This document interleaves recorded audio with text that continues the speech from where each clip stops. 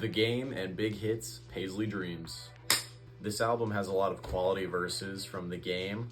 I'm not as familiar with Big Hits as I'd like to be. There is Hit Boy, the producer on a lot of these tracks. I would say this is probably my favorite Game album since Documentary 2 and Documentary 2.5. Definitely better than his previous album from last year. A lot of the production is very solid. There's a lot of heavy sample hip-hop, so if you're a fan of sampling hip-hop, you're definitely gonna enjoy this album. In terms of song recommendations, I would definitely go with either Back Fade or the self-titled track, Paisley Dreams. Both guys kind of come through really hard on that. Like I said, The Game really gives his best on this, I think. This is one of his better performing cover-to-cover performances on an entire project. It's only like 9 songs, I believe, so it goes by really fast, like 20 minutes or so. Overall, I would say this album is all right. If you're a fan of The Game or Hit Boy, I would definitely check this out. 21 Savage, American Dream. I would say the highlights of this project are definitely the instrumentals. I believe these are some of the best instrumentals that 21 Savage has ever picked out on an album, I would say. I don't think it's as good as I Am versus I Was. I don't think it's as good as the collaborative album with Drake from about a year and a half ago. I would say this is kind of a middle of the road project. There's some pretty good songs and then there's some pretty mid songs. However, I would say some of the better tracks would be like Nina with Travis Scott and Metro Boomin, Shoulda Wore a Bonnet with Brent Faiyaz. There are some songs that really hit on this, and then there's some songs that like really don't hit, and I just don't see myself returning to this a lot. Overall, I would say this album is probably just all right. If you're a fan of 21 Savage, definitely go check it out. If you're looking to get into 21 Savage, I would maybe just check out some of those songs and then kind of go from there, see what you think. Kid Cudi, Insano. Insano is a pretty mid album. I would say I have not really enjoyed a Kid Cudi album since probably Man on the Moon 2 or 3. I just don't think the solo projects have gone quite as well. When he's in that collaborative role with like a Kanye or like a Travis Scott, like for example, there's Travis Scott songs on this album. Those are the ones that really shine. He's a very good collaborator with different artists, in my opinion. That being said, some of the better tracks on the album were the collaborative ones, like Get Off Me, the one with Travis Scott, Wow with A$AP Rocky, the other Travis Scott and Pharrell Williams feature, At the Party, Too Damn High, Lil Yachty. All of the highlights of the album are songs that feature other artists. As I was listening to this, I could not see myself coming back to this in really any case. For that reason, I would say this album is just all right. Yeah, definitely go check out some of the songs though with Travis Scott, A$AP Rocky, all the collaborative ones. Kali Uchis, Orquídea.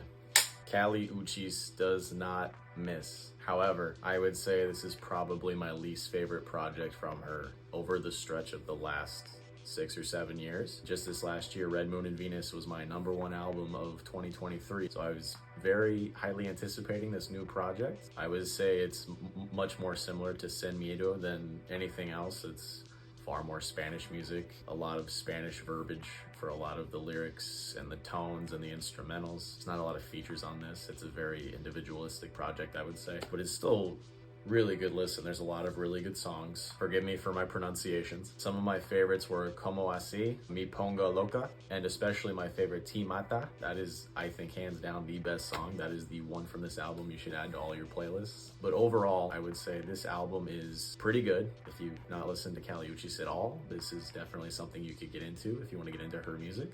Huss Kingpin and Ninth Wonder, the Super Goat. This album's great. There's not a lot of negative things to say about it. Ninth Wonder's production is amazing as always. He always finds the most creative samples to find in beats.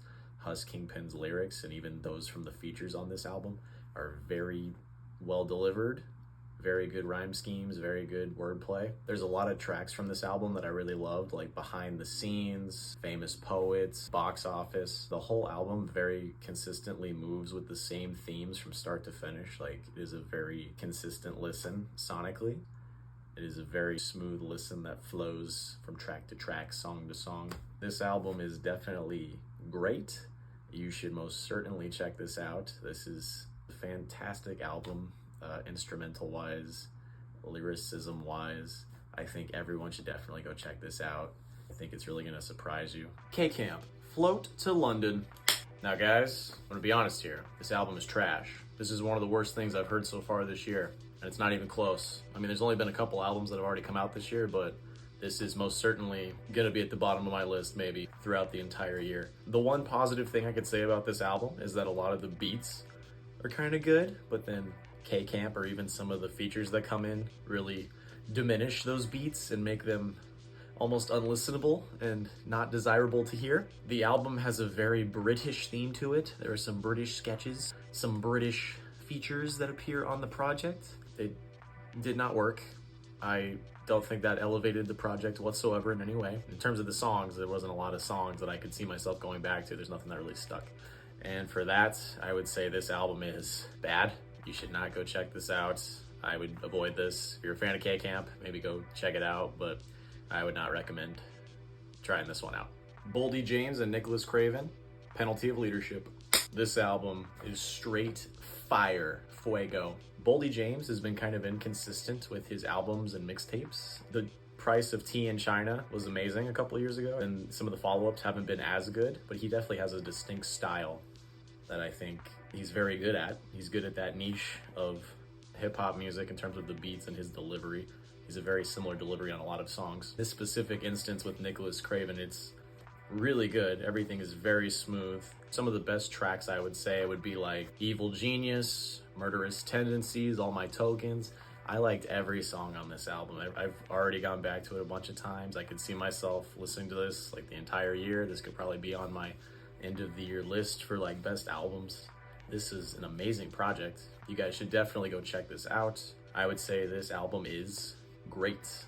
You should definitely go check this out. This is gonna be one of the albums of the year. Lil Dicky, Penith. I'm just now realizing that the album title is meant to sound like something else. Gotta give it to Lil Dicky. This is most definitely gonna be probably one of the worst albums I've heard this entire year. This is the bottom of the barrel, I must say. This was a trudge of a listen. It's over an hour long.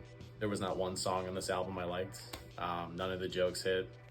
This is very lowbrow humor. A song like Ha Ha Ha Ha, he's just, that's the joke.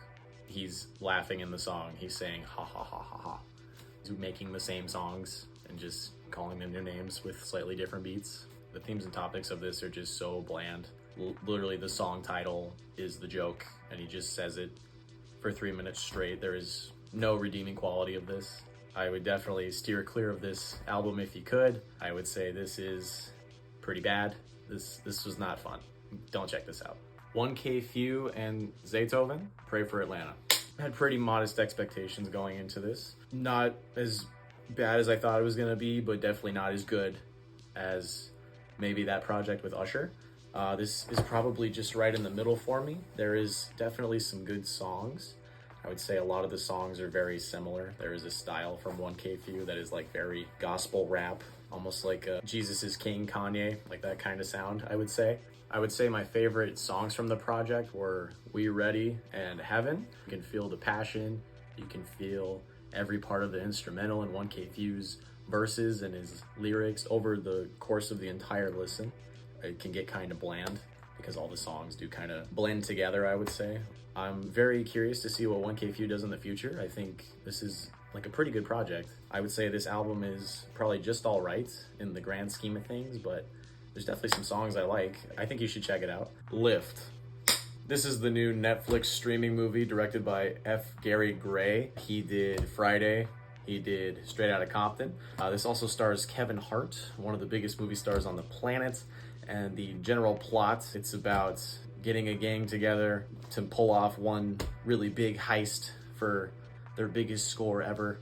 Was it predictable at times? Yes, these are beats that I think a lot of us have seen in other movies where you can kind of gauge where the mystery part to go. Did I enjoy watching it? I would say as a one-time watch, this was a pretty good movie. I can't really see myself returning to this a lot. It's not something I'm gonna watch again probably because those beats aren't gonna hit probably for a second time as they did that first watch. I do think Kevin Hart gives a pretty decent performance here. If you're looking for a good PG-13 movie to watch with your whole family that'll keep you engaged throughout the entire film, Lift is probably that option. I would say this movie is just all right. Let me know what you think down below. Benny the Butcher, Everything Can't Go. This new Benny the Butcher project is on all streaming platforms and is heavily produced by The Alchemist and Hit Boy. It has features from Lil Wayne, Jadakiss, Snoop Dogg, as well as multiple Griselda members. I would say it's definitely more modern style rap in terms of the beats and the hooks and the actual lyrics themselves in comparison to something like Tana Talk 4, which came out a couple years ago. This album is probably a sequel to Burden of Proof. It sounds much more studio ready, like it's trying to have hits on the radio. For me personally, I like when Benny is on those more nostalgic and grimy beats like on Tana Talk 4 and some of his other projects. But there's definitely a lot of really good music on here. Some of my favorite tracks were like the self-titled one, Everybody Can't Go, Braun, One Foot In, One Foot Out. If you love hip hop, then you're gonna love this album. I would say this album is good. Let me know what you thought down below.